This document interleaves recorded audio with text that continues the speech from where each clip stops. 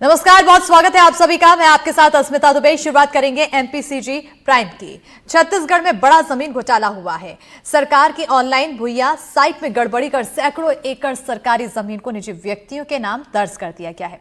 इतना ही नहीं, सरकार की जमीन पर कई लोगों पर बैंक से करोड़ों रुपए के लोन लेने का भी आरोप है।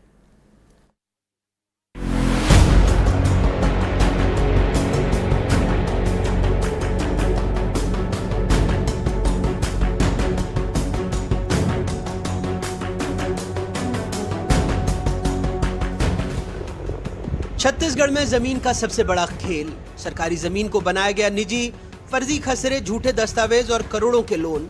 एनडीटीवी की एक्सक्लूसिव जांच में हुआ है बड़ा खुलासा। 190 एकड़ से ज्यादा जमीन सरकारी से निजी बना दी गई और चौंकाने वाली बात, फर्जी दस्तावेजों के आधार पर सरकारी बैंक ने करोड़ों के लोन भी पास कर दिए। राजस्व विभाग, बैंक और भूमाफिया तीनों की मिलीभगत का शक। सवाल उठता है, इस गड़बड़ झाले की जड़ कहां है और कौन इसे संरक्षण दे रहा है।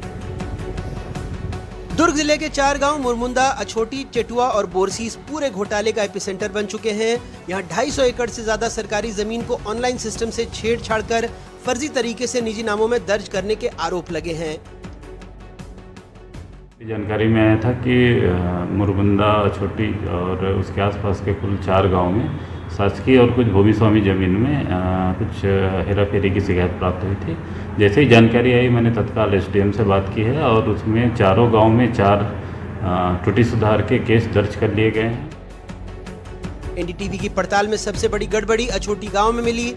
यहां बना दिए गए 52 फर्जी खसरे, जिनमें कथित तौर पर 191 एकड़ सरकारी जमीन को निजी बता दिया गया।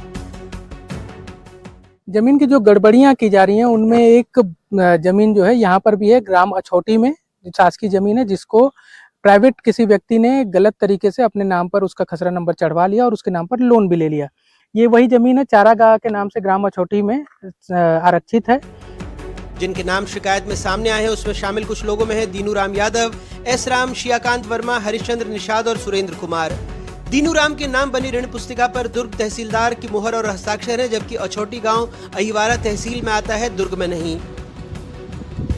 नहीं हुआ काबर यहाँ तो दलाल मन सबसे बीच में आड़े आ जाते न, मन जानकारी ज नहीं हुआ कौन ला बेचा थे, कहाँ बेचा थे, कब बेचा थे। ये जानकारी हम लोग कब होते, जब पटवारी तरफ से वो इश्तिहार आते नहीं तब हम लोग पता चलते।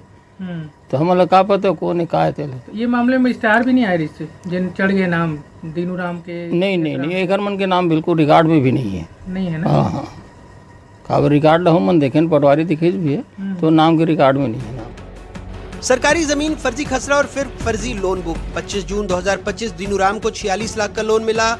2 जुलाई 2025 एसराम को 36 लाख का लोन मिला, वो भी कथित तौर पर बड़े सरकारी बैंक से। न कोई वेरिफिकेशन, न फील्ड इंस्पेक्शन, सीधे करोड़ों का लोन पास। एनडीटीवी के सवालों का बैंक ने कोई जवाब नहीं दिया।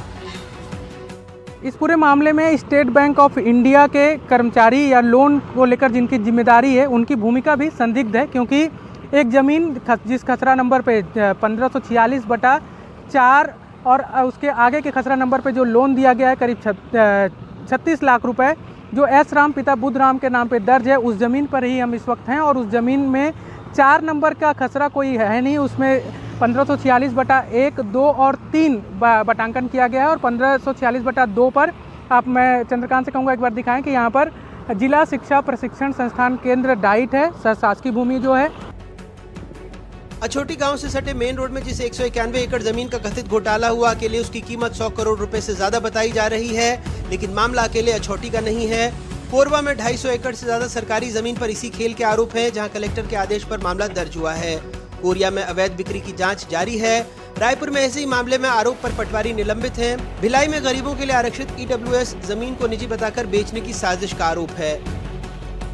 राधिका नगर में मैत्री विहार सोसाइटी है। मैत्री विहार सोसाइटी जब कटी थी तो ईडब्ल्यूएस के लिए जो जगह सुरक्षित की जाती है, सुरक्षित करके उसको बाउंड्री वाल किया गया था। उसके बाद वो नगर निगम को हस्तांतरित हो गई थी वो जगह।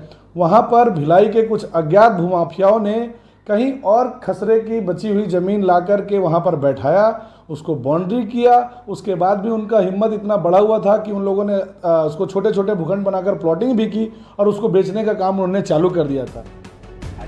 हमारी तफ्तीश में हमें कई संदिग्धों का पता चला। कैमरे पर उन्होंने बात करने से इनकार कर दिया, लेकिन जो जानकारी हाथ लगी उसके मुताबिक कई जिलों में जमीन माफिया का सिंडिकेट बन गया है। राजस्व अधिकारियों की भूमिका संदिग्ध है। लोन पर 10% तक कमीशन की डील के आरोप हैं। आरोप है कि पटवारी आईडी हैक कर फर्जी खसरे बनाए गए। सिंडिकेट का नेटवर्क रायपुर, दुर्ग, कोरबा, कोरिया, जांजगीर चांपा तक फैला है। फर्जी आईडी, फर्जी खसरे, फर्जी लोन बुक, सबका रेट तय है। राजस्व विभाग, बैंक और दलालों की मिलीभगत से ये सब हो रहा है। सबसे पहले तो हमारा पहला उद्देश्य यह है कि जो शासकीय ज़मीन जो प्राइवेट नाम पे कि जिस भी कारण से दर्ज हुआ है तत्काल उसको वापस शासकीय ज़मीन दर्ज करना है। उसके बाद जो भी दोषी हैं उनके खिलाफ इसमें कड़ी कार्रवाई की जाए। छत्तीसगढ़ में बीते कुछ सालों में एक के बाद एक कई घोटाले सामने आए हैं। राज्य में कई अफसर, नेता केंद्रीय एजेंसियों के रडार पर हैं। ऐसे में यह नया जमीन घोटाला, सवाल है क्या इसमें निष्पक्ष जांच होगी या ये भी सिर्फ एक आंकड़ा बनकर रह जाएगा। पिछले कुछ सालों में अलग अलग घोटालों की वजह से केंद्रीय जांच एजेंसियों की रडार पर आए छत्तीसगढ़ में एक और बड़ा जमीन घोटाला हुआ है। क्या इस घोटाले की भी गंभीरता से जांच होगी, और जांच होगी तो कब तक होगी? क्या इस मामले में भी कोई किंग पिन है, कोई बड़ा सरगना है, और अगर वो है तो क्या उसका नाम भी सामने आएगा? इन सारे सवालों के जवाब भविष्य की गर्भ में है। लेकिन इतने बड़े घोटाले ने एक बार फिर से राज्य की राजस्व विभाग और बैंकों की कार्यप्रणाली पर बड़े सवाल खड़े किए हैं। दुर्ग से अपने सहयोगी चंद्रकांत शर्मा और रायपुर से कैमरा सहयोगी प्रवीण साहू के साथ नीलेश त्रिपाठी, एनडीटीवी।